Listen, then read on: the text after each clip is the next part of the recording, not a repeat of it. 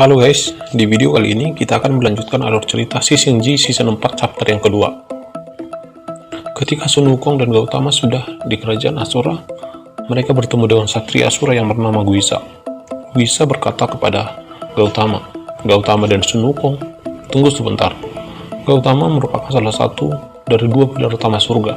Sun Wukong, siluman yang mengucapkan surga 300 tahun yang lalu. Itu kalian kan? Benar, jawab Gautama. Oh, menarik kalau begitu.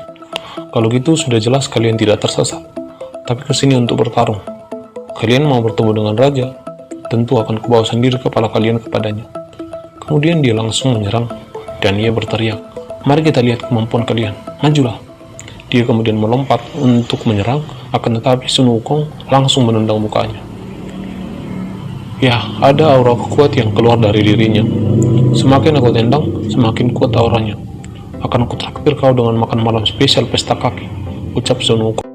Guisa pun menjadi marah dan berkata, kau mau mati ya? Akhirnya ada seseorang dari kerajaan Asura yang mau bertarung. Akan kulumut kau sampai halus, balas Sun Wukong. Kau membuatku terhibur, bagus Sun Wukong. Jadi kau akan pertama kubunuh. Mereka kemudian melanjutkan pertarungan. Kau tidak bisa kabur loh, ucap Guisa. Nggak kena loh, koordinasi dari gerakanmu butuh latihan tuh, pungkas Sun Wukong. Di sisi lain, semakin banyak orang yang berkumpul dan menonton pertarungan tersebut. Tiba-tiba Gautama berkata, tunggu, aku mau mengajukan ini ke arena pengadilan. Sial, apa yang kau bilang? Ungkap orang-orang di sekitar. Guisa pun menanggapinya, itu dilarang. Kau tidak bisa mengajukan tuntutan. Kau bukan seseorang dari Asura. Karena itu kau tidak bisa mengajukan diri ke dalam arena kami. Kau tidak bisa, dia berteriak. Tapi itu tidak seperti yang kudengar deh. Sebagai pengamat kerajaan Asura, kalian tidak punya alasan untuk tak tahu dengan peraturannya kan? Siapapun boleh mengajukan tuntutan di depan banyak orang, balas Gautama. Kalian para dewa brengsek telah memata-matai kerajaan kami. Kau benar, tapi aku tak akan membiarkan macam-macam dengan peraturan kami, jawab Guisa. Dia mengatakan yang sebenarnya kok. Tiba-tiba seorang wanita menyela. Dia melanjutkan, ini adalah peraturan yang kita junjung tinggi. Karena peraturan itu bukan gitu cara kerjanya kan? Gautama itu musuh bebuyutan kita. Kenapa dia tak biarkan memanfaatkan peraturan kita? Aku tidak percaya dengan ini, balas Guisa dengan gesak. Wanita itu bernama Huji. Dia merupakan totia sosial pengabaian.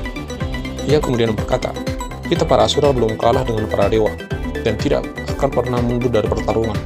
Karena dia sudah mengajukan permintaan untuk arena kita, akan sangat pengecut bagi kita untuk menyerangnya sekarang.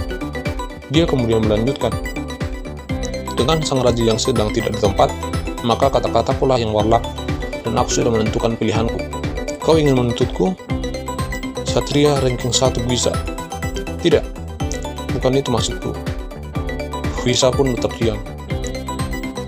Kau disuruh diam ya? Sun Wukong tersenyum.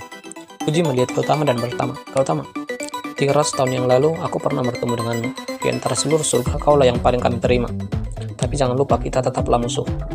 Kau harus tahu bahwa kerajaan kami bukan tempat yang bisa kau sebut rumah loh. Aku punya urusan mendadak. Aku harus segera bertemu dengan raja, jawab Gautama. Karena kau sudah mengajukan tuntutan, kita akan mengikuti aturan yang ada. Berkumpullah di arena, balas Huji. Di tempat lain di hutan, sekelompok anak-anak Asura sedang menyerang singa dan kemudian membunuhnya. Dia sudah mati, hahaha.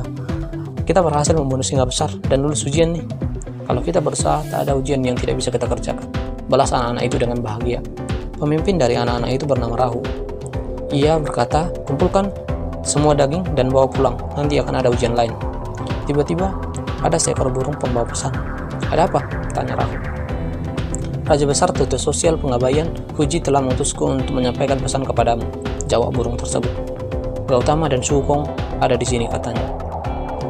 Sedangkan di parlemen surga, berada tepat di tengah wilayah keempat raja, ada sebuah wilayah netral. Tempat ini merupakan tempat orang-orang berkumpul untuk mendiskusikan masalah pemerintahan.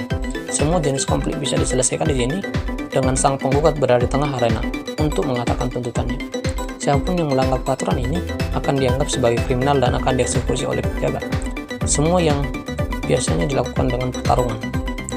Gautama duduk di tengah untuk memulai pertarungannya. Demikianlah alur cerita Season G Season 4 chapter yang kedua. Untuk teman-teman yang ingin mengetahui kelanjutan dari ceritanya, bisa subscribe, like, and comment pada channel ini supaya nggak ketinggalan untuk cerita selanjutnya. Sampai jumpa di video selanjutnya. Thank you and happy watching.